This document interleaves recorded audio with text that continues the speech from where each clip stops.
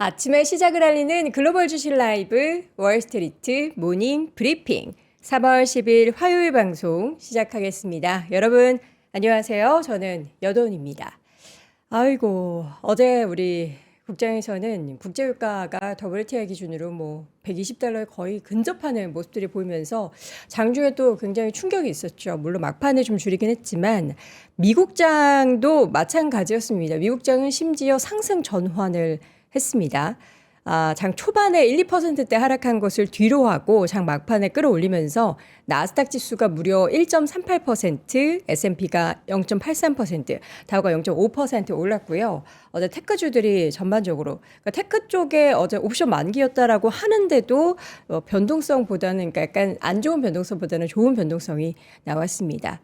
이게 다 트럼프 탓이라고 해야 될까요? 트럼프 덕이라고 해야 될까요? 트럼프 대통령이 이제 잠시 후 한 6시 30분 전후로 해서 인터뷰가 예정이 돼 있다라고 하죠. 기자회견이 예정돼 있다라고 하죠. 근데 전쟁은 다 끝났다. 이제 거의 다 끝났다. 곧 종전을 할 것이다라는 뉘앙스의 발언을 했고 호르무즈 해협을 미국이 장악을 하겠다.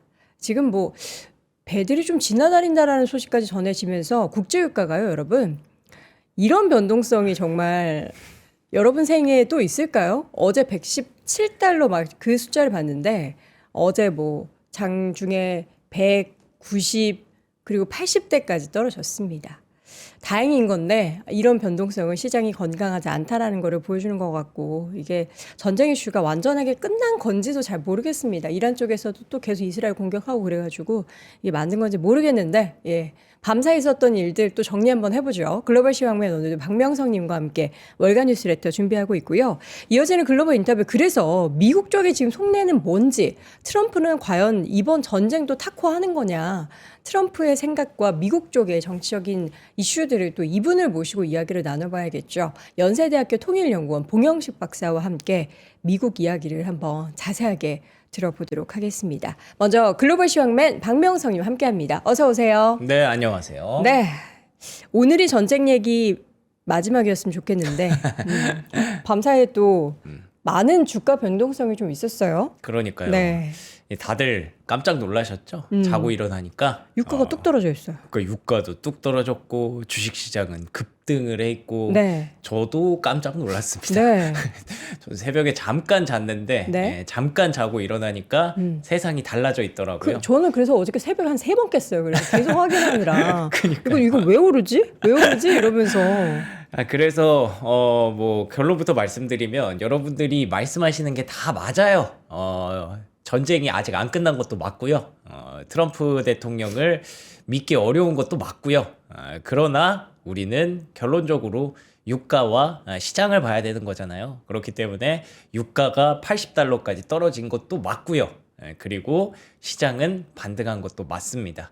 근데 그렇다고 해서 이게 오늘이 전쟁의 끝이다. 이제 진짜 변동성의 끝이다. 라고 말씀드리는 건 아니지만 어쨌든 유가가 드라마틱하게 좀 떨어졌다는 점에서 시장은 약간 그런 것 같아요. 코스피도 최근에 급등했다가 급락했다가 변동성이 굉장히 컸잖아요. 네. 이게 사실 언제나 그렇지만 사람들, 투자하려는 사람들이 그 하나의 자산에 너무 과도하게 몰리면 그렇게 되면은 이제 급등과 급락이 나올 수밖에 없거든요.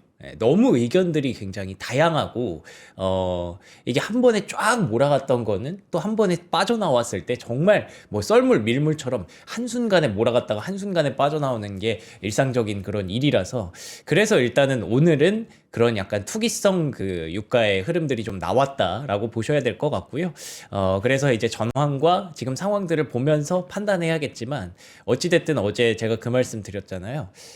생각보다 그렇게 주식을 파는 게 의외로 그렇게 좋은 선택이 아닐 수 있다. 항상 주식시장의 최고의 순간은 최악의 순간 다음에 오더라.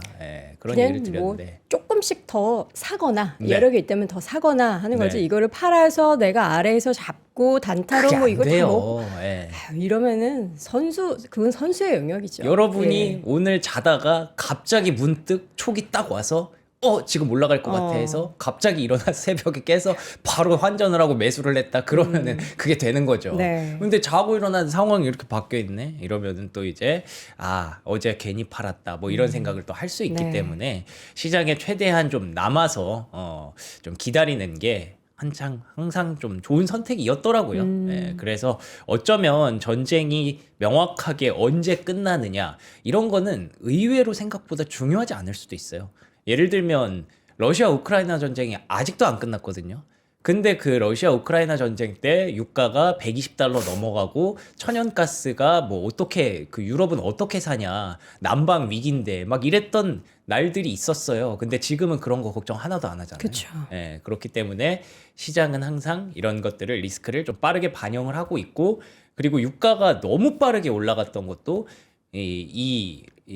이란과의 전쟁이 호르무즈를 닫았다는 점에서 시장이 처음 보는 거기 때문에 너무 또 빠르게 리스크를 반영했거든요. 그러니까 이제 또 순식간에 이렇게 상황이 또 반전되기도 하는구나라는 걸 우리가 또 오늘 배우면 되는 거죠. 네. 자, 그래서 이제 핀비즈맵부터 한번 보도록 하겠습니다. 4개 지수가 모두 올랐고요. 장 막판에 보시는 것처럼 이렇게 올라가면서 이 나스닥이 원래 이게 하락폭 상승폭이 진짜 큰 거예요. 어제 밤에 이제 10시 반으로 바뀌었죠. 네. 밤 10시 반부터 개장이기 어제부터 때문에. 여러분 서머 타임이 맞아요. 예, 시작이 됐죠. 네, 그렇기 때문에 여러분들이 좀 보고 주무셨을 거예요. 그런데 출발이 별로 안 좋아서 아마 오늘도 안 좋은가 보다 하고 주무셨을 거라고 생각을 하는데 그때가 나스닥 기준으로 거의 1.5% 정도 급락 출발이었거든요. 근데 그게 1.5% 상승으로 바뀌었으니까 장중에 이제 3%를 거의 들어 올렸다라고 보시면 될 것 같습니다. 러셀 2000도 1% 넘게 올라가는 흐름이 있었고요. 어제와는 완전 그냥 반대로 흘러갔다 보시면 돼요. 어제까지는 소프트웨어 좋았고 그리고 이 산업재 좋았고 에너지 좋았고 이 필수 소비재는 오늘도 좋았네요. 그리고 이제 통신 그리고 유틸리티 이쪽이 괜찮았는데 반대로 오늘은 반도체 올라왔고요. AI 하드웨어 섹터 그리고 빅테크 구글 엔비디아는 뭐 큰 의미 없죠. 전쟁이랑. 그렇지만 그동안 투자 심리가 악화돼서 많이 빠져 있었다가 그런 부분들을 가장 먼저 투자자들이 만약에 시장에 돌아오면 어떤 종목을 선택할 것인가 이걸 좀 볼 수가 있는 거죠. 역시나 구글과 엔비디아가 1픽이었고요. 두 번째로는 이제 그동안 많이 억가를 당했던 반도체들 강하게 좀 올라오는 모습이었습니다. 샌디스크 11% 급등했고요. 마이크론 테크놀로지 5% 상승했습니다. 뭐 물론 계속 말씀드리지만 전쟁이 끝났고 이제 불확실성이 완전히 끝난 건 결코 아닙니다. 그렇지만 이렇게 불확실성이 완화될 때 어떤 종목들이 올라오는지를 최소한 힌트는 보여준 거니까 만약에 시장의 변동성이 또다시 확대되더라도 그 다음에 우리가 이제 대응을 할 수 있겠죠. 그날 이 종목들이 올라왔었는데 이쪽으로 대응하면 되는구나 라는 부분들을 염두에 두시면 될 것 같습니다. 그리고 러셀 2000 역시 마찬가지입니다. 부진했던 블룸에너지, 크레도 테크놀로지 올라온 모습들 인상적이고요. 우주 관련주 그리고 뭐 전반적으로 이거는 사실 러셀 2000은 딱히 할 말이 없어요. 왜냐하면 이런 불확실성이 완화될 때 가장 예민하게 바로 튀어오를 수 있는 그런 섹터기 때문에 그런 중소형주기 때문에 전반적으로 그린라이트가 강하게 좀 들어왔다 보시면 될 것 같습니다. 자, WTI 이게 정말 차트가 인상적이죠. 장대 84달러. 음봉. 네. 뭐 어제까지는 이제 120달러 간다고 막 얘기를 했는데 119까지 찍었었네요. 하이가. 그러니까요. 제가 예. 봤던 게 117이었는데. 119 찍고 지금 84까지 내려왔습니다. 뭐 물론 계속 말씀드리지만 전쟁이 안 끝났고 다시 120달러, 150달러, 200달러 물론 갈 수도 있습니다. 그렇지만 간밤에 이렇게 크게 한풀 꺾였기 때문에 투자자들도 지금 사실 우리가 똑같잖아요. 어리둥절하잖아요. 네. 그렇기 때문에 유가 원유에다가 롱을 치려고 했던 사람들 또한 지금 상황에서 강력하게 치기가 좀 어려운 거죠. 그 전황이 엄청나게 급격하게 악화되지 않는다면 유가가 다시 150달러, 200달러 갈 수 있을까? 그건 저는 현 시점에서는 아직은 잘 모르겠습니다. 그리고 국채금리도 떨어졌습니다. 4.09%까지 공교롭게도 트럼프 대통령이 원했던 WTI 가격이 올라가지 않고 금리도 내려오고 이 부분을 두 마리 토끼를 잡은 그런 셈이 되는 거고요. 채팅창에 앞서 누가 그러시던데 결국 트럼프의 타코를 유발하는 건 금리였구나, 국채였구나 라고 하시던데 국채금리 최근에 급등하니까 바로 조금 타코처럼 보이는 그런 행동이 나온 것도 우리가 또 배워야겠죠.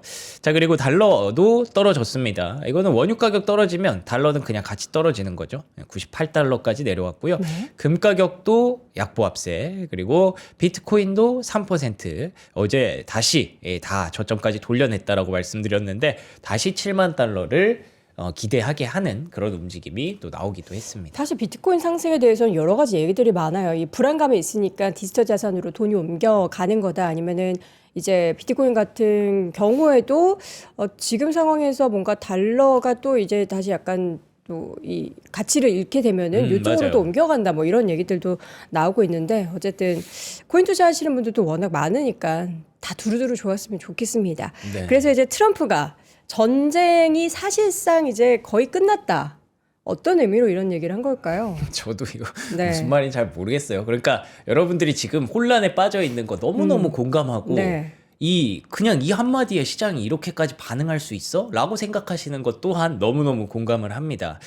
그래서 제가 간밤에 있었던 상황들을 사실 만약에 제가 뭐 기자였거나 뭐 예를 들어서 한 5분짜리 시황 캐스팅을 하는 그런 사람이었으면 트럼프의 이 발언으로 인해서 뉴욕 증시가 반등했습니다 하고 끝내도 이상하지 않은 그런 상황인 건 네. 맞아요. 그렇지만 그 내막으로 어떤 상황들이 있었고 그러면 내가 이게 정말 종전으로 가는 건지 아니면 트럼프 대통령이 그냥 뱉은 말인지에 대해서 여러분들이 생각을 하실 필요가 있겠죠. 그래서 그걸 좀 도와드리려고 미국의 상황, 그리고 이란의 상황, 또 이스라엘의 상황 등을 제가 좀 정리를 해보도록 하겠습니다. 네. 자, 트럼프 대통령이 일단 전쟁은 사실상 끝났다라고 얘기를 했습니다. CBS 방송 인터뷰에서 나왔고요. 미국은 예상했던 4주, 5주보다 훨씬 앞서 나갔다. 이게 트럼프 대통령이 4주, 5주를 계속 얘기를 하고 있지 않습니까? 이거 말고는 더 빠르다, 더 늦다, 뭐 이런 얘기만 했을 뿐이지 다른 시간대를 얘기한 적은 없기 때문에 우리가 계속 4, 5주를 기본 테이블로 깔았지만 야, 이거 4, 5주 가면 이거 진짜 큰일 나는 거 아니야? 라는 생각을 정말로 많은 분들이 하고 계셨죠. 왜냐하면 2주도 채 지나지 않은 시간에 국제유가가 100달러까지 100달러를 돌파하는 그런 흐름을 보였기 때문에 그래서 트럼프 대통령도 사실 트럼프 대통령식 어떤 그 협상 전략이라고 할까요? 사람을 굉장히 긴장하게 만들고 위협을 시킨 다음에 거기서 이제 풀어주는 그런 전략들을 하잖아요. 물론 전쟁, 이 피지컬리하게 일어난 전쟁은 확실히 우리가 좀 다를 것이다라고 예상을 했지만 어제 그 박현도 교수님께서도 사실 결국에 키는 트럼프가 쥐고 있다. 트럼프가 뭐 자기들끼리 승리했다라고 하면서 포장하면서 끝내는 그런 방식으로 하면 이란도 거기에 응할 가능성이 있다라고 얘기를 하셨는데 그런 그림이 실제로 거의 나왔다라고 보시면 될 것 같아요. 선박들이 호르무즈 해협을 통과하고 있다라고 얘기하는데 이거 지금까지 호르무즈 해협 통과하는 거 거의 증명된 게 없거든요. 근데 본인이 이렇게 얘기하면 그냥 우리는 뭐 그런가 보다 해야 되는 거예요. 지금 상황이. 근데 잠시 후에 보여드리겠지만 제대로 통과하고 있는지에 대해서는 증거가 전혀 없습니다. 그리고 그거를 그나마 우리가 조금 믿을 수 있는, 신뢰할 수 있는 포인트 중에 하나는 미국이 호르무즈 해협의 통제권을 확보하는 방안을 검토 중이다라고 말했기 때문이죠. 그러면은 이제 이란의 위협 때문에 호르무즈 해협을 못 통과하는 거였는데 미국이 여기를 좀 더 적극적으로 들어가려나 보다라는 부분들도 염두에 둘 수 있는 거고요. 모주타바 하메네이 당연히 트럼프 대통령이 좋아하는 인물이 아니기 때문에 뭐 이런저런 불평불만을 했어요. 내가 이 사람이 될 거였으면 이렇게 안 했다 막 이런 얘기도 했고 근데 어쨌든 결론은 이란과의 전쟁은 사실상 끝났다라는 표현이 아주 시장에는 인상적으로 들어왔었죠. 그 전에 어떤 일들이 있었냐면 헤그세스 전쟁부 장관이 처음부터 이란은 곧 항복할 것이다 라는 얘기를 좀 깔고 들어가기는 했었어요.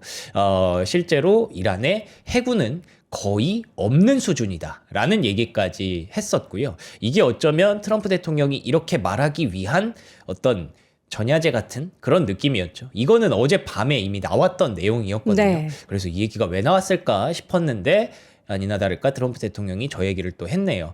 그리고 지금 상황이 뭐 그렇게 막 전쟁이 끝날 상황도 아니긴 했어요. 여러분들 의심하시는 것처럼 프랑스 같은 경우에 지금 상황이 너무 급박하게 돌아가고 유가가 급등하니까 호르무즈에 본인들이 항공모함을 보내겠다. 뭐 이런 얘기도 했었고요.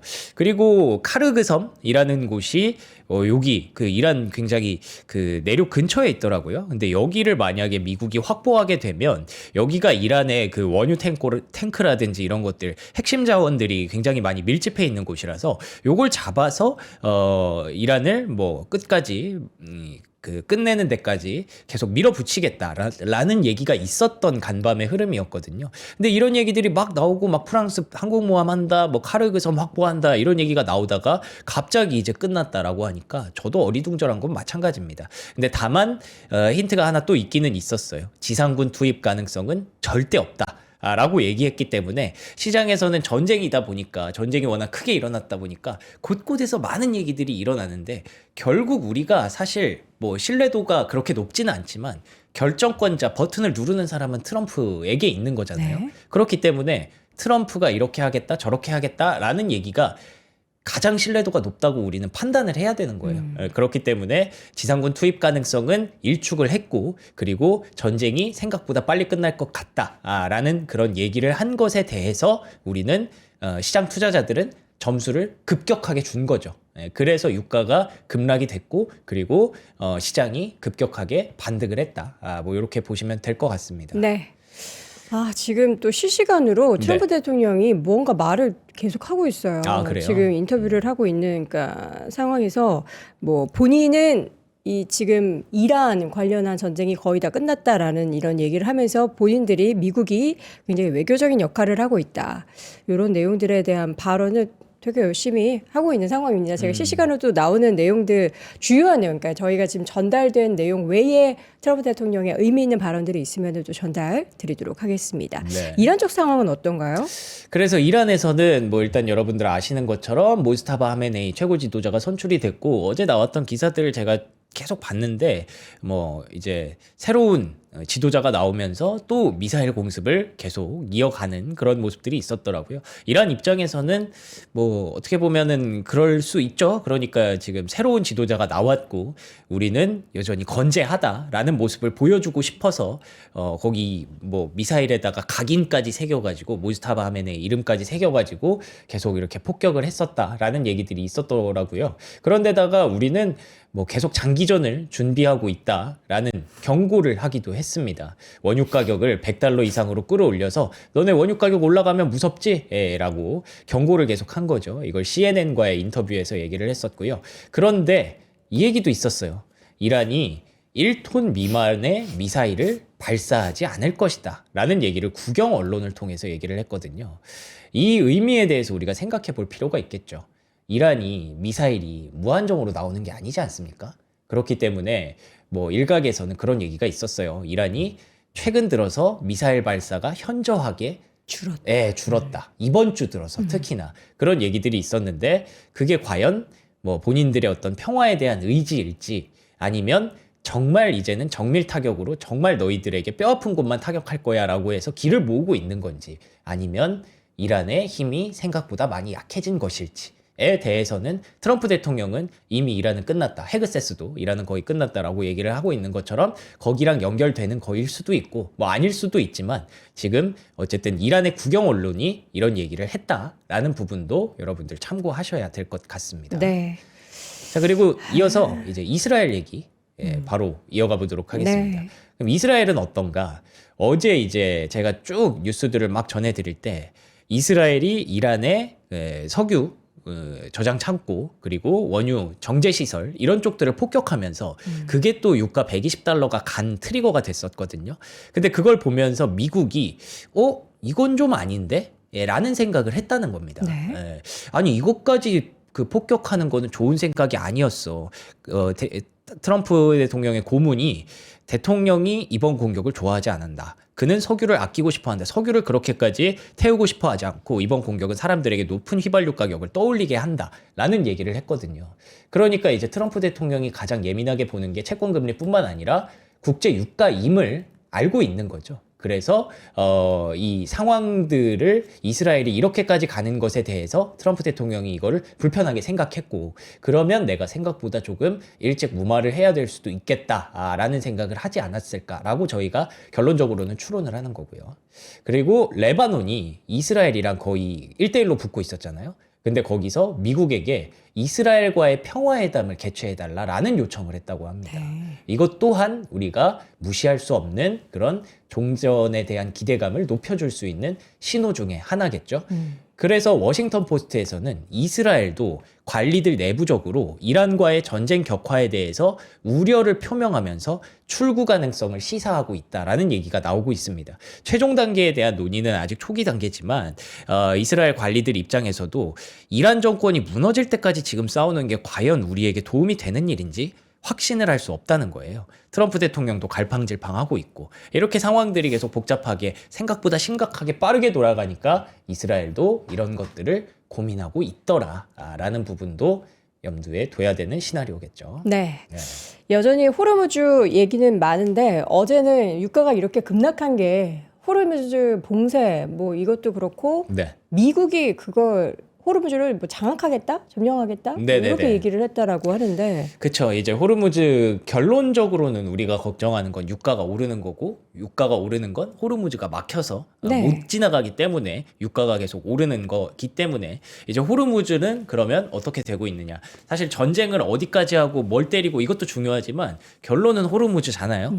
근데 뭐 여러분들이 생각하시는 그런 시나리오, 이 뭐 앞에 나왔던 내용들이 그냥 다 소설이네라고 얘기하시는 것처럼 실제로 호르무즈는 지금까지는 계속 아웃바운드, 인바운드 막혀 있어요. 예, 그것도 맞는 추론이라고 저는 생각을 합니다. 그런데다가 사우디아라비아 아람코가 실제로 두 개 유전의 생산량을 감축한다라는 얘기를 했어요. 이게 점점 이제 누적이 되고 있잖아요. 쿠웨이트, 바레인 타격받았고, 그리고 뭐 카타르 이런 쪽에서도 유가 150달러 경고를 했고, 사우디에서도 실제로 감축을 한다고 하니까 제 생각에도 유가가 이대로 다시 60달러까지 급격하게 순식간에 내려온다라고 생각하지는 않습니다. 계속 중간에 이렇게 왔다 갔다를 하겠죠. 오르락 내리락을 하면서 계속 시장의 불확실성은 계속 상존해 있을 거고, 전쟁이 끝나지 않는 한 이러면은 계속 이렇게 약세론자, 강세론자들이 계속 부딪히는 요소들이 분명히 남아 있는 것도 사실입니다. 그래서 제가 오늘 뭐 불확실성이 완전히 해소된 건 아니다라고 다시 한번 말씀드리는 거고요. 실제로 지금 인류가 보지 못했던 그런 석유 공급의 충격이거든요. 호르무즈 해협이 폐쇄되고 나서 2천만 배럴의 공급이 충격을 겪고 있기 때문에 과거에 석유 파동 때 있었던 것에 비하면 3배 혹은 크게는 4배까지 높아진 그런 상황이기 때문에 이거는 쉽게 유가가 60달러까지 50달러까지 내려온다라고 보기는 어렵기는 합니다. 그렇죠. 그래서 멜리우스에서도 아마 더 많은 국가들이 불가항력 선언을 할 가능성이 높다. 실제로 첫 번째 선박들이 호르무즈 해협을 통과하기 시작하는 거는 3월 중순경이 될 거고, 완전한 정상화는 몇 주 후나 몇 달 후에나 가능할 거기 때문에 지금 시장은 여전히 불안하다라는 얘기를 하고 있고요. 이란도 공공연하게 만약에 계속 이런 상황들을 멈추지 않는다면 우리는 유가를 200달러까지 올릴 그런 비책이 있다라고 200달러 각오해야 된다라고 이렇게 경고를 하기도 했습니다. 그래서 이에 대해서 이제 G7이 이런 얘기를 했었죠. 어제 유가가 100달러 밑으로 내려오는 데는 1차적으로 이 G7의 비상석유 방출 논의가 있었습니다. 자세한 내용을 보면 국제에너지기구가 방출을 조율할 가능성이 있고, 아직까지 뭐 7개국이 모두 지지를 한 건 아니지만 3개국 정도, 미국을 포함한 3개국이 지지를 하고 있다는 점에서 미국이 계속 하자라고 하면 뭐 자연스럽게 좀 가지 않을까라고 보고 있는 상황이고요. 3억에서 4억 배럴 규모, 12억 배럴 갖고 있기 때문에 이 정도의 공동 방출이 적절하다라고 봐서 100달러까지 내려왔었는데, 이에 대해서도 여러 가지 얘기들이 많아요. 과연 이건 그냥 단순한 시간 벌기가 아닐까라는 우려도 있었고, 4억 배럴은 약 20일치에 해당하기 때문에 그러면은 진짜 전쟁을 3월 말까지 끌고 가려는 건가라는 생각도 우려도 있었던 거죠. 근데 푸틴 대통령도 약간은 이 에너지 시장에 대해서 만약에 유럽이 진짜 지금 많이 힘들면 우리가 에너지를 공급할 준비가 되어 있다 라는 얘기를 하면서 시장을 다시 한번 원유 가격을 다시 한번 내리는데 일부 일조를 했습니다. 러시아의 원유가 그래 어제 베센트 재무장관이 그랬잖아요. 러시아의 원유 제재를 좀 풀어줄 의향이 있다라고 해서 푸틴도 그래 그럼 우리도 준비할게. 이거는 사실 푸틴 입장에서는 완전 땡큐죠. 지금 상황이 돌아가고 있는 게 그래서 준비되어 있다라는 얘기로 원유 시장의 어떤 공급을 조금 풀 수 있는 방안을 제시했고요. 그리고 여러분들 기다리시는 것처럼 트럼프 대통령의 기자회견이 예정이 되어 있습니다. 지금 열리고 있고요. 사실 근데 뭐 내용들을 우리가 밤사이에 전해 들었던 그 내용 둘레 안에서 얘기합니다. 뭐 그래요? 여행 그 전쟁을 짧은 여행이라고 비유하거나 뭐 네. 우리가 이란의 함선을 46척을 지금 3.5일 만에 격침했다. 뭐 이 지도부를 제거하니까 본인이 했던 것에 대해서 굉장히 지금 이야기를 부풀려서 조금 하고 있는 그런 상황입니다. 아니 그러니까 이게 네. 지금 너무 이런 전쟁이라는 크나큰 이슈가 있다 보니까 네. 여러분들이 너무 소식을 여기저기에서 많이 들으시잖아요. 그렇죠. 그리고 막 시나리오를 여기저기서 너무 많이 듣고 유튜브도 막 뭐 누구 거, 뭐 교수님 거 듣다가 뭐 어디 그 알파고 기자 거 듣다가 너무 많이 들으시더라고요. 맞아요. 그래서 여러분들이 아예 뭐 이러는 건 아니겠죠. 뭐 중간 선거를 미룬다고 하는 건 이거를 너무 여러분들이 소음에 빠져 있으신 게 보여요. 예, 그래서 지금 그냥 여러분들 그냥 유가만 보시고 3%만 보세요. 시장만 보시고 너무 과도하게 여기에 과몰입하면 조금 투자가 잘 안 되더라고요. 저는 딴 뉴스 개인적으로. 보지 마시고 네. 월간 뉴스레터 보시고 인터뷰는 글로벌 인터뷰만 보시면 됩니다. 그래서 기자회견에 어떤 얘기들이 나올까라는 네. 얘기들을 뭐 예상을 해봤는데 말씀해주신 것처럼 뭐 크게 뭐 다른 얘기는 없었고요. 그리고 지금 어쩌면 그 방안들을 계속 고민하고 있다고 하더라고요. G7 공조뿐만 아니라 전략 비축료 방출, 수출 제한, 선물 시장 개입, 세금 면제, 존스법 완화 등 미국이 할 수 있는 모든 걸 지금 하려고 하는 겁니다. 그러니까 지금 상황을 다시 정리해 보면 트럼프 대통령은 그 유가에 대해서 불편함을 확실히 느끼고 있다는 게 보이죠. 아까 보셨던 것처럼 이스라엘이 그 원유 시설을 폭격한 것에 대해서 그건 아닌데 라는 반응을 보였기 때문에 그리고 실제로 유가가 $100를 넘어가고 $120를 찍는 그 트리거가 되면서 G7을 소집하고 그리고 실제로 기자회견을 한다고 하고 이란과의 전쟁은 사실상 끝났다라는 얘기를 했다는 점에서 트럼프 대통령의 의지를 우리는 읽어야 되는 거죠. 지금 유가를 더 이상 들어올리면 본인에게 부담이 된다라는 생각을 하는 거고 사실 이 전쟁을 일으킨 게 일단 미국과 이스라엘이라는 점에서 결국 저는 전쟁을 끝내는 것도 미국과 이스라엘이라고 생각을 하거든요. 근데 뭐 이란이 계속 저항을 하겠다, 뭐 끝까지 싸우겠다라고 하면 전쟁은 뭐 길어질 수도 있는 부분이지만 결국 키는 트럼프에게 있습니다, 여러분. 그렇기 때문에 트럼프가 아무리 너무 말을 많이 하고 믿을 수 없다고 하지만 그냥 그걸 보고 따라가는 게 저는 여전히 가장 유력한 방법이라고 생각을 합니다. 네, 지금 대한민국에 대해서도 언급이 나왔네요. 중동 혼란으로 한국의 삼성과 하이닉스 같은 기업들이 고통을 받고 있는 거를 안다. 근데 이제 앞으로의 공급망은 이번 이후로 더 안전해질 거다.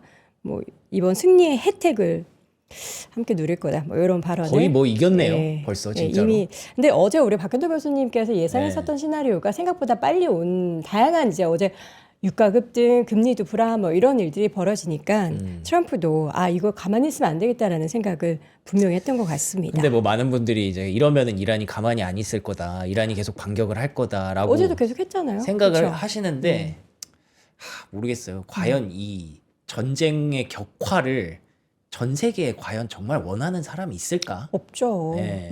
다만 이란의 국민이라고 하더라도 네.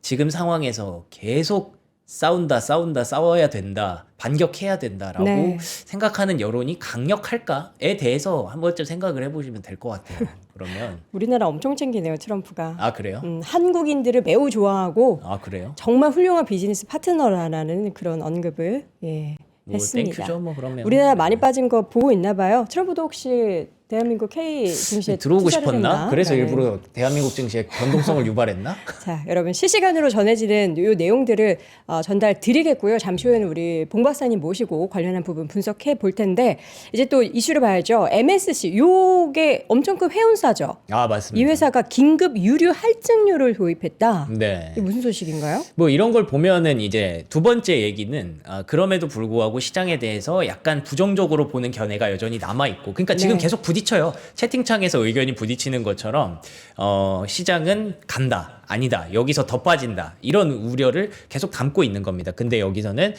조금 우려가 있다라는 부분들에 대해서 정리를 해본 거고요. MSC가 긴급 유료 할증료를 도입할 정도로 시장이 지금 급박하게 흘러간다라는 부분이고, 이렇게 되면 바클레이즈가 얘기하기에 연준의 금리 인하는 불확실할 수밖에 없다라고 얘기를 하는 거죠. 왜냐하면 유가 급등으로 인해서 인플레이션 전망에 큰 위험 요소가 됐다라는 건데, 유가가 이제 $100 기준에서 이렇게 얘기를 한 거지만 만약에 지금처럼 조금씩 더 떨어진다면 그러면 이제 불확실성이 좀 완화되는 부분으로 갈 수도 있겠죠. 그래서 최근에 투자 심리가 뭔가 마치 되게 안 좋은 것처럼 보지만 어제도 말씀드렸지만 미국 시장은 별로 빠진 것도 없어요. 진짜 한 3% 정도 빠졌고 오늘 간밤에 1% 또 올라왔기 때문에, 물론 나스닥 기준으로는 조금 더 빠지기는 했습니다만 그래도 올라왔기 때문에 거의 전쟁으로 인해서 움직인 거는 한 5% 이내에서 움직였습니다. 변동성 지수도 최근에 이제 급등락을 보이고 있고요. 빅스가 이제 제가 20 기준으로 이러면 시장이 악재를 좀 반영하고 있고 이제 20, 30, 40 넘어가면 그때부터는 시장에 큰 위기가 왔구나라고 말씀을 드렸는데 다시 25까지 내려왔잖아요. 그렇기 때문에 시장은 일단은 뭐 빅스 지수가 올라가는 추세기는 합니다만 그래도 간밤에는 많이 완화가 됐다라고 보시면 될 것 같고요. 간밤에 그리고 이제 피어 앤 그리드 인덱스도 익스트림 피어까지 갔다가 그냥 피어 쪽으로 간밤에 또 넘어왔습니다. 그래서 시장의 심리는 계속 오락가락을 하고 있다. 그래서 JP 모건이 말하기로는 S&P 500이 고점 대비해서 한 10% 정도는 빠질 수 있어요. 근데 그 배경을 계속 유가가 배럴당 $100를 돌파한 부분에서 얘기를 하는 겁니다. 오늘 또 아이비들 밤에 바쁘겠네요. 그렇죠. 네. 그러니까 여러분들이 이렇게 고민하는 것도 충분히 이해가 되는 게 전 세계에서 그 똑똑한 사람들 모아놨다는 JP 모건도 더 이렇게 $100 돌파하면 빠질 수 있다라고 얘기를 하지만 그쵸. 잠시 후에 보여드릴 건데 JP 모건이 또 딴 얘기하는 사람도 있습니다. 예. 그리고 야데니에서는 미국 증시 급락 가능성을 35%까지, 뭐 워낙에 지금 불확실성이 높으니까 그럼에도 불구하고 여전히 본인의 호황 시나리오의 성공 확률은 유지를 했고 미국 증시 폭락 가능성이 20%에서 35%로 높인 거라 아예 가능성이 없는 건 아니다 정도로 얘기를 한 거라고 보시면 될 것 같습니다. 이에 반해서 긍정적으로 보는 그런 관점이 이제는 더 중요해졌죠. 개인 투자자들은 미국에서도 계속 샀대요. 이렇게. 미국 2026년. 개인도 사고 한국 네. 개인도 사고. 리테일 캐시잖아요. 네. 먼슬리, 그러니까 월간이거든요. 2026년 들어서 1월, 2월에 계속 산 겁니다. 1월, 2월에 미국 증시 별로 안 좋았거든요. 심지어 소프트웨어 막 급락하고 그랬던 거거든요. 근데 그때도 계속 샀다는 거고, 그리고 2026년도에 이게 보시면은 파란색이 뭐냐면 S&P 500이 빠질 때 사는 경우, 그리고 반대로 검은색은 S&P 500이 오를 때 사는 경우.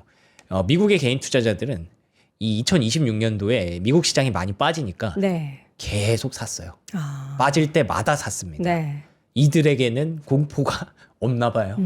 그래서 이들의 선택을 우리는 뭐 지금 맞았다 틀렸다라고 답을 내릴 수 있는 건 아니지만 그래도 지금 시장에서는 어느 정도 이런 시그널들도 무시할 수가 없다라는 거고요. 트럼프 대통령이 아까 그 얘기를 하기 전에 유가는 급격하게 하락할 것이다 라고 사실은 미리 멘트를 주기도 했습니다. 이때만 해도 아니 이게 전쟁이 안 끝나면 도대체 유가가 어떻게 빠진다는 거야 했는데 이 사람의 생각이 다 있었나 보다라고, 결국 타코를 하려고 이런 생각들을 했나 보다라고 네. 다시 우리가 또 보면 되는 거고요. 그리고 물가도 뭐 물론 지나간 일이긴 하지만 2월 자료라서 뭐 지금 당장 중요한 건 아니지만 뉴욕연은의 기대 인플레이션이 예상치를 하회했습니다. 그 트루플레이션이라는 것도 아직까지 크게 안 올라왔다고 하더라고요. 네. 그래서 유가가 지금 단기적으로 이렇게 상황이 종료되고 다시 $60까지 뭐 단기적으로 만약에 그렇게 내려올 것 같진 않지만 조금씩 완화가 된다면 생각보다 인플레이션에 미치는 영향은 미미할 가능성도 있다라는 거죠. 그래서 파이퍼 샌들러가 이 말을 해요. 유가가 급등했기 때문에 급락도 나올 수 있다. 그러니까 이게 어젯밤 얘기인가요? 예, 맞아요. 그러니까 이게 급락하기 전에. 그쵸. 오, 5%로 맞췄어요. 예. 그러니까 이게 아까 오프닝에서 말씀드린 것처럼 국장도 급등했기 때문에 급락이 나온 거잖아요. 그쵸. 예. 그러니까 이게 의견이 너무 다양하고 너무 많은 사람들이 몰리면 항상 이렇게 이 변동성이 커지더라고요. 예. 그래서 지금은 생각보다 이 월봉으로 여러분들 유가를 월봉으로 보시면 러시아 우크라이나 때도 120달러 갔다고 하지만 월봉으로 이렇게 한 방에 가지는 않았어요. 근데 이게 너무 단기간에 이렇게 급등을 했기 때문에 파이퍼 샌들러에선 이렇게 보는 부분도 있고요. 이게 사실은 뭐 제가 좀 쓰려고 가져왔던 자료인데 큰 의미가 없어졌을 수도 있겠네요. 왜냐하면 유가가 이틀 연속 5% 이상 오른 경우는 역사적으로 거의 없대요. 10번 정도밖에 없는데 그러면은 분명히 이거는 세상에 뭔가 큰일이 일어났고 이걸 어제 갖고 왔으면 우리 좀 그러려고 안심했을 했는데 텐데. 내가 이거를 준비를 했는데 갑자기 깨어나 보니까 세상이 바뀌어 있더라니까요. 네, 그래서 그 이후에 이제 1개월 뒤, 3개월 뒤, 6개월 뒤, 12개월 뒤에는 네. 항상 이렇게 좀 그린라이트가 좀 많았더라. 평균적으로 많이 올랐다더라. 예, 그런 것도 참고해 보시면 될 것 같습니다. 네. 그래서 JP모건에서는 2주 내에 시장이 바닥을 찍을 가능성을 얘기를 하고 있고요.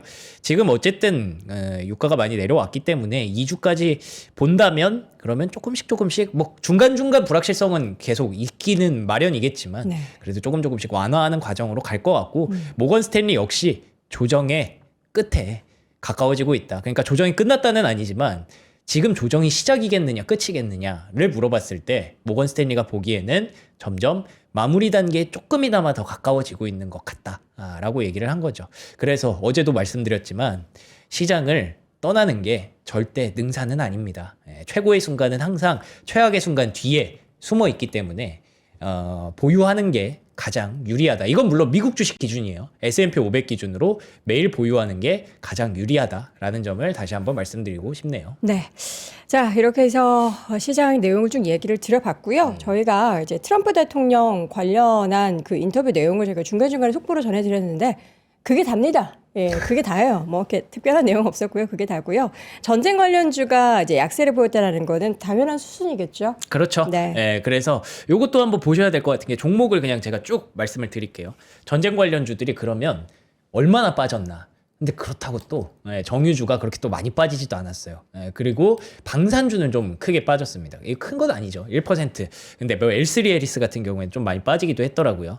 그래서 가만히 생각해 보면 전쟁이 만약에 뭐 종전이 될지 안 될지는 모르겠지만 어쨌든 지금 극으로 치달았다가 만약에 조금씩 완화되는 분위기라면 무기의 사용량은 조금 줄어들 수 있겠죠. 그치만 호르무즈는 계속 지금 문제 골칫덩이로 남을 거잖아요. 그렇기 때문에 원유 가격이 막 급격하게 지금 오늘 급락했던 것처럼 계속 빠진다라는 시나리오는 조금 그래도 퍼센테이지가 낮거든요. 그래서 정유주는 조금 덜 빠졌다. 뭐 이렇게 해석할 수가 있겠죠. 다만 반대로 급락했던 항공주라든지 크루즈 관련주라든지 이런 쪽은 확실히 강한 장대 양봉을 뽑아내기도 했습니다. 물론 퍼센트가 그렇게 높진 않죠. 상승률이 높지는 않지만 이게 장 막판에 갑자기 들어올리다 보니까 하락하다가 흘러내리다가 그걸 끌어올려서 이렇게 된 거지 저점 대비해서는 꽤나 강하게 올라왔다고 보시면 되고요. 라이브네이션 같은 경우에는 애초에 호재가 있었어요. 그동안 조금 뭐 티켓팅이라든지 이런 것들에 대해서 시장이 좀 논란이 있었는데 그런 것들이 많이 완화가 되면서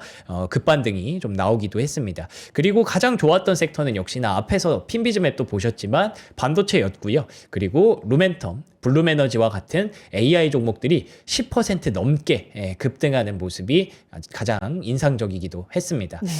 자, 그리고 여기부터는 그냥 뭐 일부 종목들 중에 뉴스 있었던 거, 뭐 이렇게 간단히 짚어드리면 아마존이 일라이릴리 젯바운드를 아마존 파머시라는 시스템에서 판매를 한다고 하더라고요. 간밤에 이제 여러분들 아시겠지만 어제 전해드렸던 내용 힘스에너스가 급등을 했었죠. 50%나 급등했다는데. 예, 그래서 그거에 뭐 2배짜리는 거의 100%를 가더라고요. 그런 경우도 있었는데, 그래서 이제 비만 치료제가 점점 더 다시 대중화되는 과정에서 아마존과 힘스에너스에서도 판매가 가능하다라는 부분이 시장의 호재로 작용을 했고요. 그리고 아마존도 자율주행 로보택시를 합니다. 죽스가 댈러스와 피닉스로 테스트 운행을 확대하고 있다라는 부분들 인상적이었고요. 그리고 코인이 좀 올라왔잖아요. 그 중에 이런 부분도 있었던 것 같아요. 미국에서 되게 보호하려는 기술들이 있지 않습니까? 예를 들면 AI라든지 그다음에 미국이 계속 보호하기 위해서 자원을 계속 그리고 그 희토류 같은 것들을 키우려고 하고요. 그런 것 중에 하나로 암호화폐와 블록체인이 다시 명시가 됐다고 합니다. 네. 예, 이러면은 이제 다시 트럼프 대통령이 코인을 또 챙기려고 하나 보다라는 시나리오를 그릴 수가 있는 거고요. 그런데다가 스트래티지는 비트코인 또 샀대요. 예, 계속 삽니다, 정말로. 특히 지난주에 7만 달러에 비트코인 18,000개를 추가로 샀다고 하니까 스트래티지가 만약에 코인 가격이 올라가면 꽤나 강하게 반등할 가능성도 배제할 수 없겠죠. 뭐 물론 아직까지는 코인이 63,000달러밖에 안 되지만 네. 예, 지금부터 조금씩 올라간다고 하면 스트래티지도 볼 필요가 있겠다. 서클은 이미 여기까지 올라왔어요. 예. 서클이 단일 종목 기준으로 우리나라에서 가장 많이 산 그렇더라고요. 종목이 3인가 4위던데요? 여러분들이 진짜 똑똑해요. 아니 어떻게 이렇게 다들 진짜로. 예. 우리가 끌어올린 건가요? 예, 그런가 봐요. 그래서 트럼프가 우리나라 3위래요, 3위. 3위? 네. 예. 그리고 이제 비트마인도 이렇게 좀 생각보다 강하게 이렇게 조금씩 올라오는 걸 보면 코인 쪽에서도 많이 불확실성이 완화가 됐다. 예, 내일 하나 변수가 있습니다. 뭐예요? 오라클 실적 발표가 약간은 조금 변수를 또 만들 수도 있어요. 실적 발표한 지 얼마 안 된 것 같은데 벌써 들어왔네요. 오라클 실적 발표는 조금 긴장이 되죠. 네. 예, 근데 그치만 오라클 주가가 많이 내려와 있잖아요. 예, 그렇기 때문에 설마 여기서 더 빠질까? 조금 기대 갖고 지켜보도록 하겠습니다. 알겠습니다. 여러분 저희가 이제 새벽에 트럼프 대통령의 기자회견 연설 내용이 있었잖아요. 이 내용을 그대로 가지고 잠시 후에는 부경식 박사님 모시고 이야기를 할 거고요. 저희가 이제 제품 두 가지 잠깐 소개해 드릴 때 헤드라인을 통해서 실시간 속보 자막을 통해서 방금 전에 트럼프 대통령이 한 얘기들을 정리해 드릴 테니까 눈으로는 그걸 보시고 귀로는 저희 제품 소개를 한번 들어보시면 좋을 것 같습니다. 첫 번째 제품은 최현석 셰프의 도시락 5+2 7개 세트 구성으로 최초 3만 원대 가지고 왔습니다. 쉬림프 볶음밥 4팩 그리고 토마토 리소토 3팩 탱글한 새우가 또 야채가 들어간 새우 볶음밥. 이건 저는 뭐죠? 저는 이거 토마토 리소토구나. 명사님은 새우예요? 빨간색인데? 빨간색이 그럼 토마토 리소토인가 보다. 토마토 리소토 요거 이제 가지고 왔습니다. 일단 먹어볼게요. 토마토 말려요. 아스파라거스도 들어있고 맞아요. 오, 맛있는데요? 고기도 들어있어요. 네. 함박 스테이크. 콩도 들어있고 맛있다. 사실 오늘 네. 트럼프 대통령이 기자회견을 저희 방송 중에 한다 그래서 네. 제가 엄청 긴장했었거든요. 이거를 어떻게든 속보를 빨리 전해드려야 되겠다라는 그 사명감에 제가 아주 당이 뚝뚝 떨어졌는데 먹으니까 너무 행복합니다. 고생하셨네요, 여러분 저 먹는다고 또 나가지 마시고 잠시 후에 봉 박사님 인터뷰 진짜 중요한 거 아시죠? 그 사이에 잠깐 여러분께 하트 한번 쏘아드리겠습니다. 오늘 이제 그동안에 여우같이 우리가 봤다면 매종 키친에 오늘은 꼼데가래송 리트를 입고 시장에 하트 한번 여러분 아직 밑에 좋아요 하트 한번 안 누르셨으면 눌러주세요. 꼼데가르송 요 가디건 제품 두 가지 준비했는데 명성님이 입은 건 이제 남성용으로 브이넥입니다. 명성님은 엑스라지 사이즈 딱 핏감 있게 입었고요. 저는 여성용이라서 이렇게 다 잠깁니다. 조신하게 입으라고 이렇게 잠게 나온 것 같아요. 요거 이제 컬러는 두 가지입니다. 그레이 컬러와 블랙 컬러. 저희는 모두 이제 오늘은 저는 블랙, 명성님은 그레이 컬러 입었고요. 사이즈는 스몰부터 엑스라지까지 있고 울 100%. 조금 그 가디건이 얇아서 생각보다 핏이 약간 딱 타이트해요. 좋아요. 그러니까 그래서, 티셔츠에다 딱 입기 좋죠. 맞아요. 그래서 좀 크게 사시는 게. 이제는 여우 안 해도 돼요, 여러분. 우리 이제 기민하게 오늘은 너무 또 설레발일 수도 있지만 이제 그동안에 너무 여우같이 힘들었다면 하트를 보내면서 조금은 마음의 여유를 한번 찾아보는 그런 날들이 앞으로도 쭉 있기를 바라는 그런 염원으로 저희가 꼼데가리송 가디건 최초로 12만 원대 한 번 사두면은 매년 꺼내 입을 수 있는 그런 제품이니까 함께 해주시기 바랍니다. 지금까지 글로벌 시황맨 박명성이 함께했고요. 잠시 후에는 봉영식 박사님과 함께 돌아오겠습니다. 고맙습니다. 고맙습니다.